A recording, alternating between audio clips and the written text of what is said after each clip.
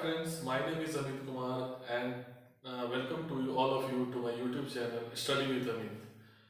Today I am going to discuss about Armed Force Special Power Act. आज हम लोग आसपा के बारे में डिस्कस करने वाले हैं और हाल ही के दिनों में ये न्यूज़ में था और आप लोगों ने न्यूज़ में पढ़ा भी होगा कि नागालैंड में हमारे आर्म फोर्सेस के द्वारा वो गलती से 17 सिविलियन की डेथ हो गई थी। वो ड्यूरिंग इंसर्जेंसी के वो लोग इंसर्जेंट्स को ढूंढ रहे थे, उनमें मिस्टेकली मतलब मिस्टेक से 17 सिविलियन की डेथ हो गई। तो इस एक्ट के बारे में आज हम लोग जानने वाले हैं कि क्या आसपा क्या है और ये किस तरह आया इंडिया में, किस तरह काम इस तरह इंडिया में कैसे आया, ये किस तरह काम करता है और इसके प्रोविजंस क्या है, इसके पॉन्स एंड कॉन्स क्या है, ये सब इस वीडियो में हम लोग जानेंगे। तो आप सभी से रिक्वेस्ट है कि आप ये इस वीडियो को अंत तक देखें और आप सभी से गुजारिश है इस मेरे YouTube चैनल को लाइक शेयर और सब्सक्राइब कीजिए, जो डेफिनेटली मुझे मोटिवेट करेगा और ये वीडियो डेफिनेटली आपको किसी भी एग्जामिनेशन में, करंट अफेयर में ये बहुत हेल्प करने वाली है।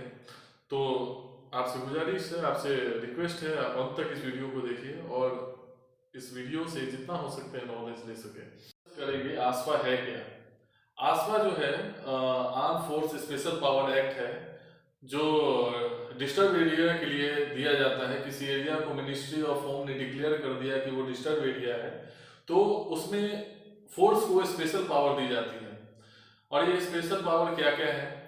अगर कोई एरिया डिस्टर्ब है जो इंटरनल सिक्योरिटी को डिस्टर्ब कर रहा है, इंडिया की इंटीग्रिटी को हार्म पहुंचा रहा है, तो उस केस में फोर्सेस को स्पेशल पावर दी जाती है, जिसको आसपा के नाम से हम लोग जानते हैं। तो आसपा के अंतर्गत स्पेशल पावर क्या क्या है?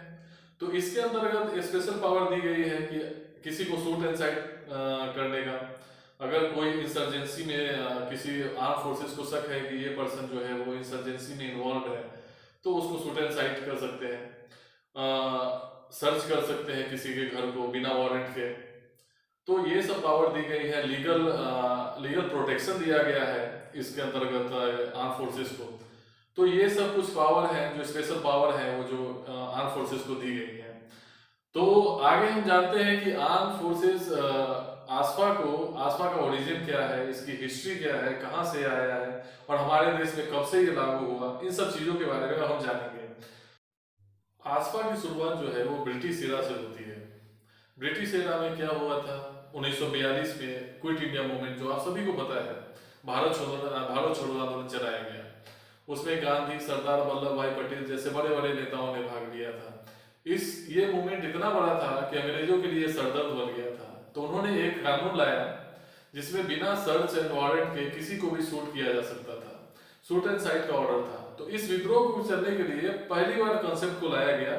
उसके बाद इंडिया में आज़ादी के बाद इसमें से कुछ प्रोविजन दिए गए और उसका यूज किया गया, ताकि वो इंटरनल डिस्टर्बेंस, जो उस समय का भी कंसेप्ट था कि इंटरनल डिस्टर्बेंस को रोकने का था, जो अभी भी उसी बेसिस को यूज करके अभी भी यूज किया जाता है।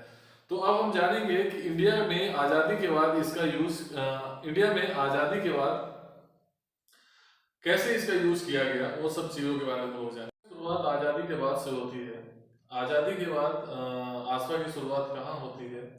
बात 1951 की है। 1951 में एक नागालैंड जो है वो पहले एक स्वतंत्र राज्य नहीं था।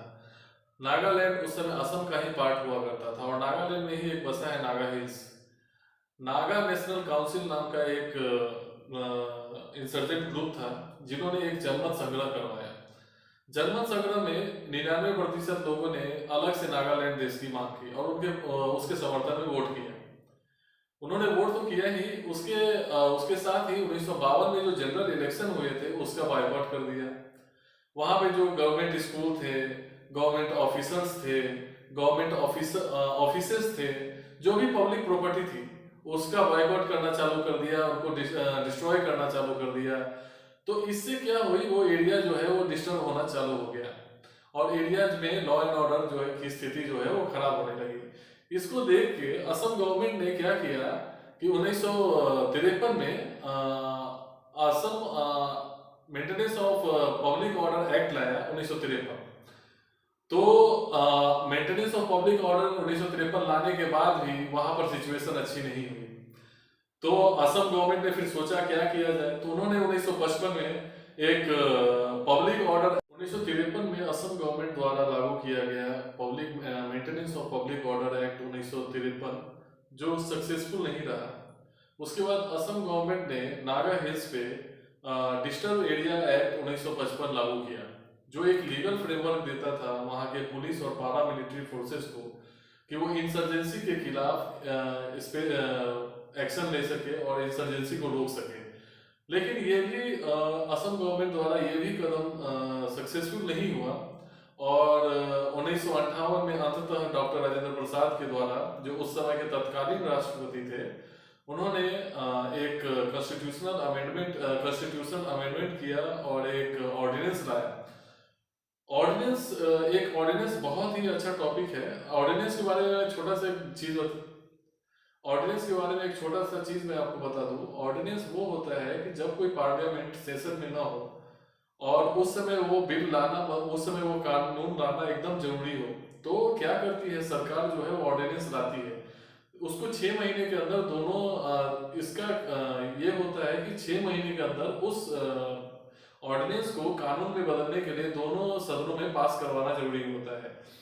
तो ऑर्डिनेंस डॉक्टर राजेंद्र प्रसाद द्वारा लाया गया, साइन किया गया और ये आसपा जो है arm force special power act जो है वो इनेक्ट किया गया और आसाम में लागू कर दिया गया, ताकि वो इंसर्जेंसी को रोक सके और जो डिस्टर्ब एरिया जो है आसाम, उसको डिस्टर्ब एरिया जो हो चुका था आसाम उस समय, उसको रोका जा सके। उस समय बहुत जरूरत थी उसकी।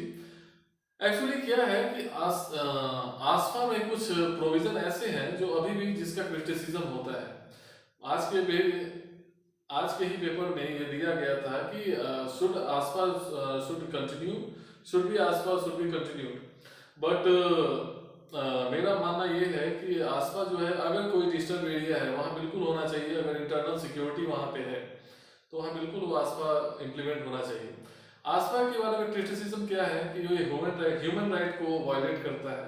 आर्टिकल 21, आर्टिकल 22 को तो वायलेट करता ही है, साथ में आर्टिकल 21 को भी वायलेट करता है। आर्टिकल 22 ये बोलता है कि अगर आप किसी पर्सन को अरेस्ट कर रहे हैं तो विदिन 24 आवर जो है, विदिन 24 आवर उसको आपको मजिस्ट्रेट के सामने पेश करना होगा। प्यूनिटिव डिटेंशन और प्रिवेंटिव डिटेंशन के बारे में बात करता है आर्टिकल 22, और 21 राइट टू लाइफ की बात करता है, जिसको ये वायलेट करता है। तो ये आसपा के कॉन्स हैं, प्रॉन्स एंड कॉन्स हैं। तो आसपा जो है वो अच्छा भी है और बुरा भी है। तो ये मैं आप सभी लोगों पे छोड़ता हूँ, ये आप लोग डिसाइड कीजिए कि क्या आसपा होना चाहिए। मुझे कमेंट करके बताइए और मुझे बताइए कि आसपा शुड बी कंटिन्यूड और नॉट। तो दोस्तों यही था मेरे साथ आज का वीडियो आसपा के बारे में हम लोग डिस्कशन किया। प्लीज़ मेरे चैनल को सब्सक्राइब कीजिए, लाइक कीजिए और शेयर कीजिए, ताकि मुझे और वीडियो बनाने में मोटिवेशन मिल सके और लोगों को इस बारे में जानकारी हो। आने वाले एग्जामिनेशन में आपके साथ साथ दूसरे लोगों को भी हेल्प करे ये video. So this is the end of this video and good bye and stay tuned.